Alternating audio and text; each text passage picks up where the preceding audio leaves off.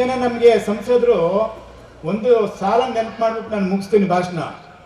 Article 370 ಬಗ್ಗೆ August 3ನೇ ತಾರೀಕು 2019 ದಿನ ತಾವು 3 ಜನ ಸಂಸತ್ತಲ್ಲಿ ಸುಂದರ್ ಇಲ್ಲಿ ಕೂತಿರ್ತಕ್ಕಂಥ ಸಂಸದರು 3 ಜನ ನಾರಾಯಣಸ್ವಾಮಿಯವರು ಮಂತ್ರಿಗಳಾಗಿದ್ದರು. 3 ಜನ ಆ ಸಂಸತ್ ಸದನದಲ್ಲಿ ಕೂತಿರ್ತಾರೆ. ಆಗಸ್ಟ್ 3ನೇ ತಾರೀಕು 2019 ಆರ್ಟಿಕಲ್ 370ಗೆ ಒಂದು ಇತಿಶ್ರೀ ಆಡುವಂತ ದಿನ. ಅಂತ ಪವಿತ್ರವಾದ ಸ್ಥಳದಲ್ಲಿ ನೀವು 3 ಜನ ಸಾಕ್ಷಿ ಆದ್ರಲ್ಲ, ಇದು ನಮಗೆ ಹೆಮ್ಮೆಯಾಗಿ ಹೇಳ್ಕೊಳ್ಳುವಂತ ವಿಷಯ ಅಂತೇಳಿ ನಾನು ನಿಮ್ಮೆಲ್ಲರ ಮುಂದೆ ಹೇಳಕ್ಕೆ ಬಯಸ್ತೇನೆ. ಎಷ್ಟೋ ಜನರಿಗೆ ಈ ಅವಕಾಶ ಸಿಕ್ಕೋದಿಲ್ಲ.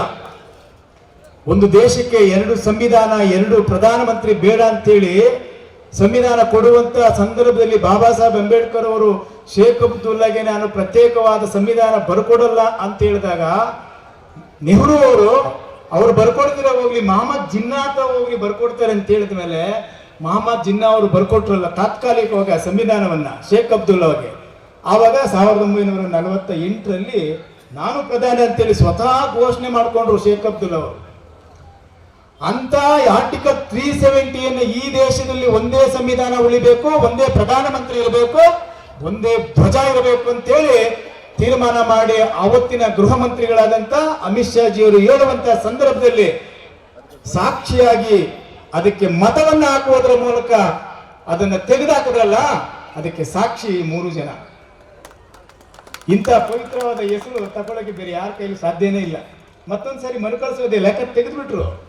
ಅದಕ್ಕಾಗಿ ಈ ವಿಷಯವನ್ನ ಹೇಳಿ ಇನ್ನ ಮುಂದಿನ ವಿಷಯವನ್ನ ನಮ್ಮ ಕೇಂದ್ರದ ಮಂತ್ರಿಗಳಾಗಿ ಚಿತ್ರದುರ್ಗ ಲೋಕಸಭಾ ಕ್ಷೇತ್ರವನ್ನ ಸ್ಪರ್ಧೆ ಮಾಡಿ ಸಂಸದರಾಗಿ, ಆನೇಕಲ್ನಲ್ಲಿ 5 ಬಾರಿ ಶಾಸಕರಾಗಿ, ರಾಜ್ಯದಲ್ಲಿ ಸಮಾಜ ಕಲ್ಯಾಣ ಇಲಾಖೆ, ಬಂದಿಖಾನೆ ಇಲಾಖೆ ಇವೆರಡನ್ನ ಸಮರ್ಥವಾಗಿ ನಿಭಾಯಿಸಿ ಈ ರಾಜ್ಯದಲ್ಲಿ ಶೋಷಿತರ ಪರವಾಗಿ ಒಳ ಮೀಸಲಾತಿಯನ್ನ ಸಮಗ್ರವಾಗಿ ಜಾರಿಗೆ ತರಬೇಕಂತೇಳಿ ಶೋಷಿತರ ನೊಂದವರ ಪರವಾಗಿ ನಿರಂತರವಾಗಿ ಸೇವೆಯನ್ನ ಮಾಡಿ ಸರ್ಕಾರದ ವಿರುದ್ಧವಾಗಿ ಸೆಟೆದು ಒಳ ಮೀಸಲಾತಿ ತರಲೇಬೇಕಂತೇಳಿ ತಂದಂತವರಲ್ಲಿ ಒಬ್ಬ ಮಹಾನ್ ನಾಯಕರಾದಂಥ ನಮ್ಮ ನಾರಾಯಣಸ್ವಾಮಿ ನಿಮ್ಮೆಲ್ಲರನ್ನು ಕುರಿತು ಮಾತಾಡೋರಿದ್ದಾರೆ.